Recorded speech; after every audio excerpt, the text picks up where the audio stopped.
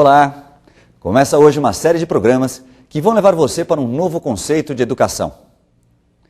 Vamos trazer educadores para falar de novas formas de aprender e mostrar que no tempo atual, o desenvolvimento de competências é nosso maior objetivo e desafio.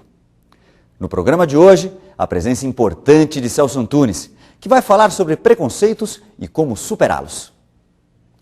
Mestre em Ciências Humanas e especialista em Inteligência e Cognição, Celso Antunes é autor de mais de uma centena de livros que tratam de ensino e aprendizagem. Vamos então à aula de Celso Antunes. Sempre quando se anuncia um projeto de educação tecnológica, ou quando uma escola assume que vai trabalhar com aulas Lego, não poucos professores se sentem envolvidos pelo medo. O medo, de forma alguma, deve ser esquecido ou deve ser banido. Ele é inerente à espécie humana e o importante não é naturalmente recusá-lo, mas é assumi-lo, é compreendê-lo e procurar superar essas dificuldades que, quando se quer, absolutamente não são difíceis. Por isso, parece importante analisar os tipos de medo que a aula tecnológica alcança o professor e, procurando fazer uma reflexão a partir dos mesmos, tentar, de uma certa forma, diminuí-lo. O primeiro medo que atinge o professor é a ideologia do dom. É aquele temor, aquele receio de que alguns alunos podem não aprender. Claro, alguns podem aprender mais, outros podem aprender menos, mas no próprio trabalho tecnológico há uma necessidade de gradação destes aprenderes e, portanto, não supor que só se aprende quando todos são absolutamente capazes de fazer a mesma coisa. Um segundo medo que envolve o professor é o pavor do despreparo. É se acreditar que ele não está suficientemente preparado para enfrentar aquele desafio e que isto implica num reaprender. Mas, meu Deus, não há porquê desespero com respeito a esse despreparo. Vivemos num mundo em constante transformações, nunca estamos suficientemente preparados para tudo. Pessoas que hoje usam o telefone celular, se antes da sua chegada tivessem que imaginar que teriam que aprender, certamente se apavorariam. E aprenderam na medida em que o desenvolvimento foi fazendo surgir a aparelhagem e se sentiram capazes de transitar por esses saberes sem nenhum tipo de angústia. Portanto, assumir que não sabemos todas as coisas, que estamos despreparados para algumas, mas que somos capazes de aprender e que, sendo capazes de aprender, somos capazes de superar nossas deficiências. Um outro medo é a síndrome da injustiça. É a suposição de que uma aula tecnológica possa fazer com que não sejamos capazes de dar a todos os alunos igual tratamento. A posição de um professor em sala de aula, de qualquer disciplina, em qualquer conteúdo, em qualquer nível, é mais ou menos como a posição de um médico numa sala de UTI. Ele dará mais atenção àqueles que têm mais dificuldade, àqueles que apresentam uma maior necessidade. Então não há por que se acreditar injusto, porque eu não sou igual para todos. Talvez melhor seria pensar que a injustiça está exatamente em querer ser igual para pessoas que apresentam dificuldades extremamente diferenciadas. Um outro medo é a síndrome da angústia da avaliação. É o professor pensar que o saber humano se pode medir com uma régua e que, portanto, quando se trabalha uma aula tecnológica, nem todos os alunos aprendem igual. Mas, meu Deus, este aprender diferenciado é uma grandeza e uma prerrogativa da espécie humana.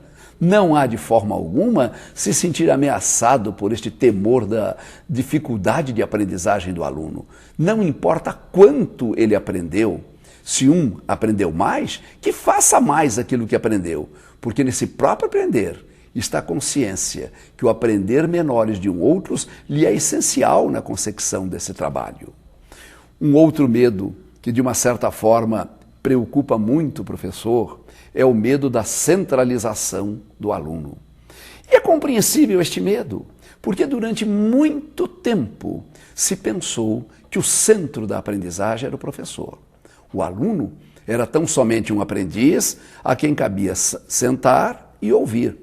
Hoje este conceito mudou. Hoje nós temos clara consciência que o centro da aprendizagem é o aluno e que, portanto, o aluno aprenderá mais ou aprenderá menos, aprenderá com maior ou com menor dificuldade. E, portanto, o papel do professor não é se envolver nesta responsabilidade de querer que todos aprendam a mesma coisa. Portanto, e concluindo, não há por que sentir-se angustiado pelo medo e nem se sentir apavorado e procurar, de uma certa forma, dele se esconder. Aceitar que a tecnologia é incontestável, que ela veio realmente para ficar e que todo professor pode assumir esta aprendizagem tecnológica, estes projetos que envolvem um domínio de um conhecimento novo, sem, de forma alguma, se sentir diminuído e sentindo embarcado nesta transição para a modernidade, compreender-se melhor e tornar-se, assim, um profissional mais efetivo e mais atuante. Na segunda parte, Celso Antunes propõe que você faça uma escolha. Ele apresenta duas professoras, Nadir e Doroteia, personagens que ele criou para mostrar as diferenças na forma de ensinar. A partir do relato de cada situação, você poderá avaliar e julgar. Qual das duas professoras você contrataria? Vamos ver? Uma das palavras que invadiu o cenário educacional com muita força e com muito vigor é naturalmente a palavra significativa. Todos os professores em todos os níveis já aprenderam que devem desenvolver uma aprendizagem significativa. E aqueles professores mais inquietos e mais preocupados com o seu crescimento se perguntam: será que a aprendizagem que o meu aluno realmente obtém e conquista com as aulas que dou é uma aprendizagem significativa? Portanto, o que caracteriza verdadeiramente este processo de aprendizagem? Talvez a melhor forma de explicar essas diferenças é trazer assim dois tipos humanos, dois estereótipos comuns e procurar, à luz das aulas que eles ministram, verificar quando ocorreu e quando não ocorreu a aprendizagem significativa. Vamos, pois, buscar um desses estereótipos. Digamos, a professora Nadir.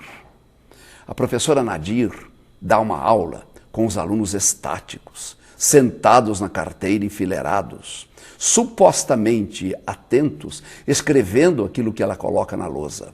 Professora austera, mas não injusta, terminado as suas explicações, percorre as carteiras e faz com que cada aluno tenha registrado conteúdo de natureza igual. Terminada esta etapa, pede aos alunos que façam um resumo das suas anotações utilizando palavras próprias. E no momento que executam este desempenho, continua atenta percorrendo estas carteiras. Esta aprendizagem foi realmente significativa? Partamos para um outro estereótipo. Professora Doroteia. Ao invés daquela aula rígida, estática, igual para todas, ela quer e ela cobra um aluno dinâmico, participativo, interessado. Por isso, ao invés de trazer o tema como um saber, traz questões, propõe desafios, levanta interrogações, faz da resposta dos seus alunos pretexto para outras perguntas. E permite aos alunos que busquem sintetizar aquilo que aprenderam, não se preocupando que todos tenham realizado igual aprendizagem. Tivemos, pois, o estereótipo de um segmento da aula da professora Nadir, um segmento da aula da professora Doroteia. Façamos uma análise de como se colocou na aula de um e na aula de outro a aprendizagem significativa. Reparem que para a professora Nadir, o saber é propriedade pessoal, é propriedade intrínseca dela. Se ela faltar, o saber não existe. Para a professora Doroteia, o saber é um conhecimento que o aluno constrói.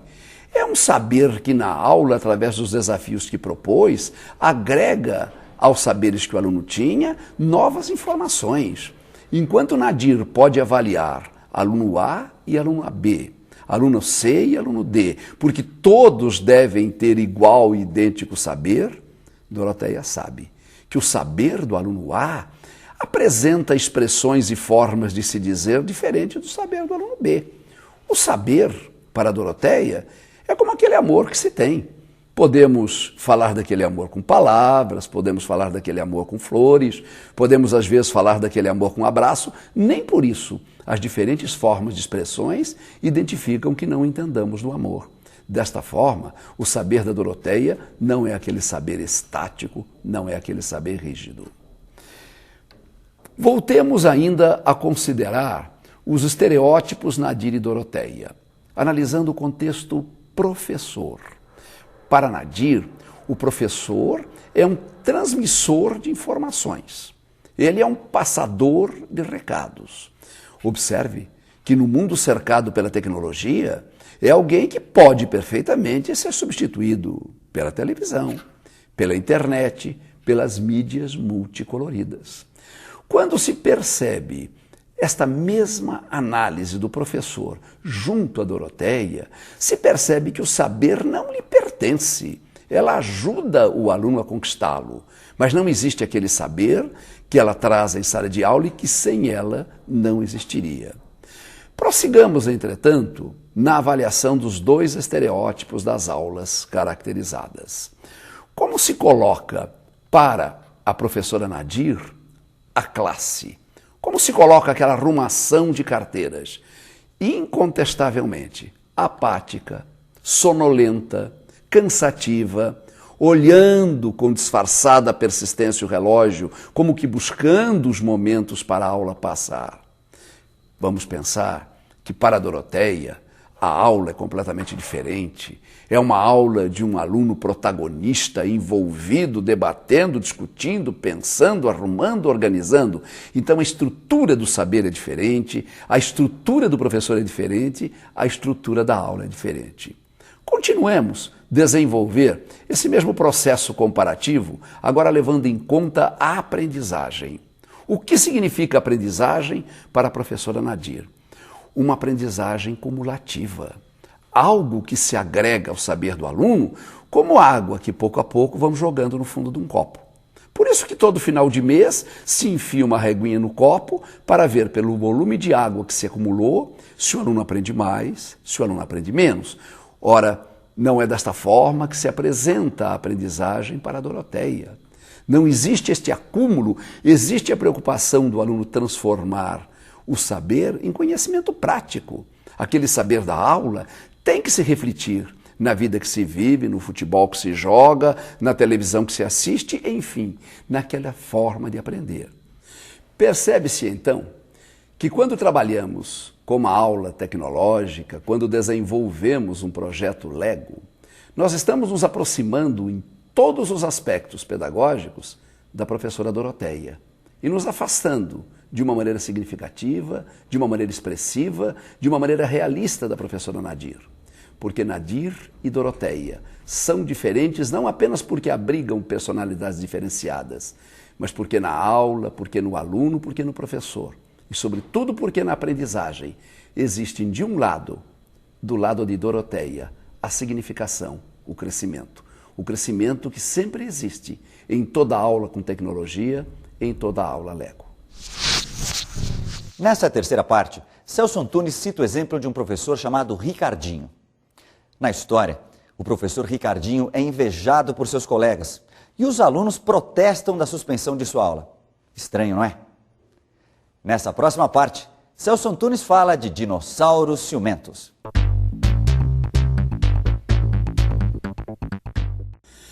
Continuemos a fazer uma análise da aula Lego, das aulas de tecnologia, à luz de mais um estereótipo. Vamos pensar, por exemplo, no professor Ricardinho. Qual a opinião que se tem nessa escola a respeito desse professor? Um deles é capaz de dizer, um bom colega, bom rapaz, mas enrola muito. Outro é capaz de sugerir, mas a aula do professor Ricardinho é uma verdadeira bagunça. Os alunos falam todos ao mesmo tempo. Imagina que outro dia, uma aluna até me perguntou se eu não poderia dar aula como Ricardinho. Não seria difícil que um terceiro professor chamado a opinar, diria: não entendo o que se passa com esse Ricardinho. Outro dia, o diretor foi dar um aviso na classe de que as aulas no dia seguinte seriam interrompidas mais cedo, porque haveria uma reunião do corpo docente, e quando esperava que os alunos explodissem de alegria pela notícia, tiveram uma surpresa. Um protesto, uma reclamação, não aceitavam esta interrupção, porque queriam aula, e era a aula do Ricardinho. Será que realmente não existe um ciúme perverso contra alguém que não se conhece profundamente? Será que o aluno não tem capacidade de discernimento? Será que, por ser jovem, se deixa iludir por uma sedução que o engana? Ou será que Ricardinho aprendeu tecnologia, conhece dar aulas Lego e, dentro deste projeto, ensina o conteúdo que tem a ensinar, não apenas como quem repete um tema, mas como quem excita curiosidade, abre expectativas, enfim, fazendo o aluno pensar, faz esse aluno descobrir, aprender e, naturalmente, se conscientizar da aprendizagem. Por isso, suas aulas são mais atraentes e, por isso, desperta muito ciúme, às vezes, na escola em que trabalha. Mas não nos esqueçamos de uma coisa: o cotovelo é a parte mais sensível do corpo de alguns dinossauros. Celso Antunes propõe agora uma reflexão sobre preço e valor. Fala das dificuldades encontradas em muitas escolas e da descrença e desencanto que atingem muitos professores que não acreditam em mudanças. Por meio de uma crônica, Celso retrata uma situação já muito conhecida. E como fazer para superá-la?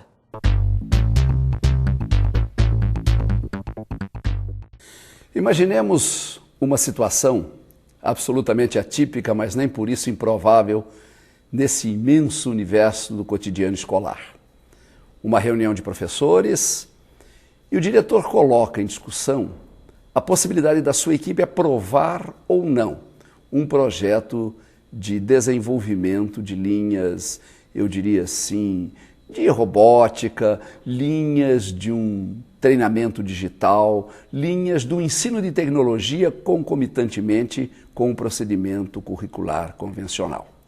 É possível que nesta reunião uma primeira professora, digamos a professora Marli, diga: bobagem, imagina, eu dou aula como dava 30, 40 anos atrás, os meus alunos aprendiam, por que mexer em time que está ganhando?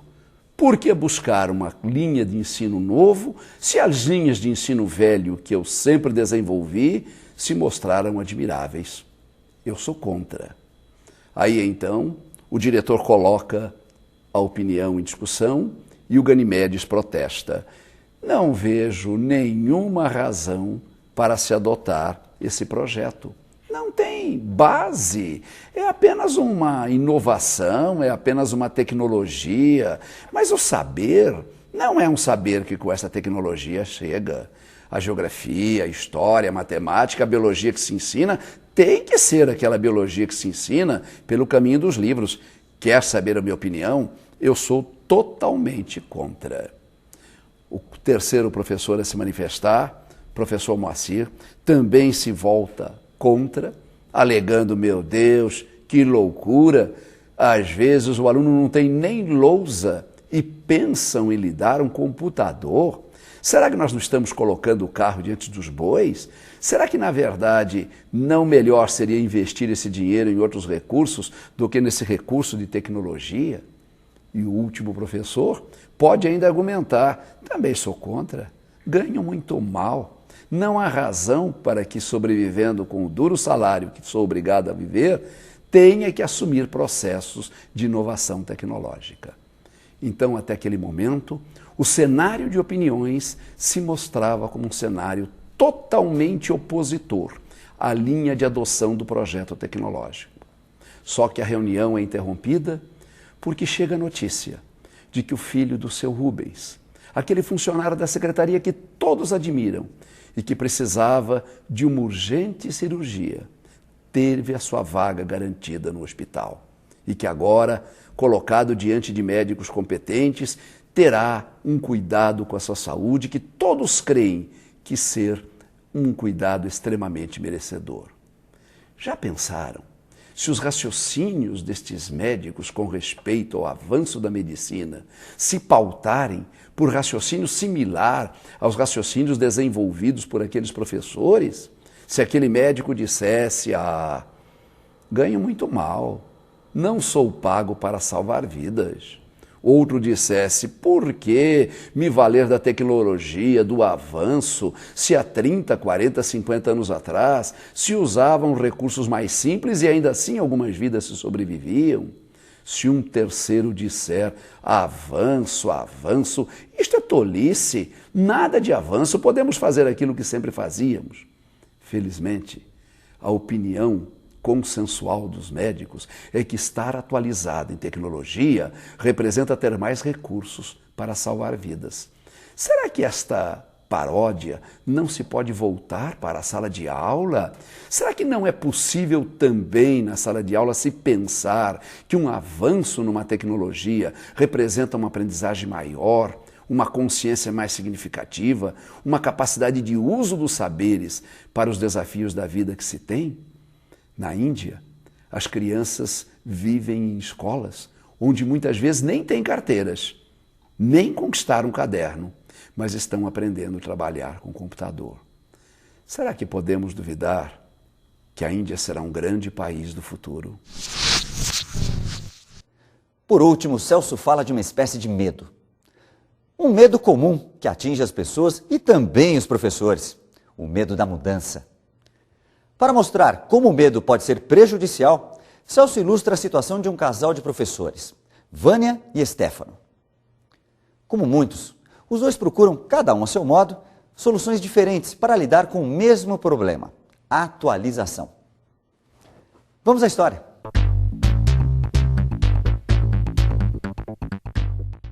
Vamos agora comparar dois tipos de aula. Uma aula convencional, essa aula que por aí se dá em toda parte, em todo lugar, e que não guarda brutais diferenças de uma aula que era dada 20, 30 anos atrás. E uma aula moderna, que desenvolvendo um projeto de educação tecnológica, inclui recursos e produtos legos e leva este aluno a um processo de construção ao lado de um processo de aprender. A fusão entre o construtivismo e o construcionismo. Essa comparação pode ser feita à luz de dois personagens, digamos, marido e mulher. Ela é Vânia, ele é Stefano. Nenhum dos dois gostam das aparências que tem, mas Vânia procura modificá-la com a novidade do momento. Botox, fios de ouro, cirurgias de lipoaspiração, vive mudando de clínica para clínica para tentar restaurar, um dia, aquela pele de pêssego que com o tempo e com o passar dos anos naturalmente perdeu. Stefano também se preocupa com seu corpo. Não porque quer ter uma aparência jovem, mas como é professor, não quer passar aos alunos aquela figura de criatura acabada e de uma certa forma desgastada, mas busca mudanças corporais pela malhação, pela caminhada, pela esteira, pelo suor escorrendo. Vânia e Stefano querem ser atualizados, um pelos caminhos da novidade cirúrgica, outro pela repetitividade do exercício físico. Se poderia perguntar o que isso tem a ver com a aula? O que as referências à figura fictícia de Vânia e de Stefano têm com o cotidiano de sempre? Eu diria que aquele professor, tipo Vânia, é aquele professor preocupado com as novidades do momento. Ouviu falar em inteligências múltiplas, corre para ela, mas dela não se mantém. Descobriu algumas experiências de Montessori e imediatamente se volta para ela. Mas naquela inconstância de buscar a novidade, muda apenas a aparência e não a essência. Stefano também busca mudança, mas busca mudança pela educação corporal, pela essência. Uma aula de robótica não é uma novidade, há muitos anos ela já é feita, mas ela traz aquela insistência de se conquistar uma educação pela persistência, pela luta, pela aprendizagem e não por uma modernagem que, saltando de quadro em quadro, perde a sua referência de significação. Uma aula Lego é uma aula, vamos dizer assim, à la Stefano, conquistada com o suor da academia, mas preservada pelo seu valor. Não confundam, por favor, com aulas, digamos, à la Vânia, que são aulas daquela novidade de ontem que será envelhecida por uma novidade de hoje e que, sofrendo mudanças e alterações a cada instante, perde a essência da sua razão de existir. Você viu no programa de hoje uma aula de como derrubar preconceitos. Nosso convidado, o professor Celso Antunes, mostrou por meio de algumas histórias como o preconceito impede as mudanças. E você, quer mudar? O programa Educação Continuada fica por aqui. Até o próximo programa.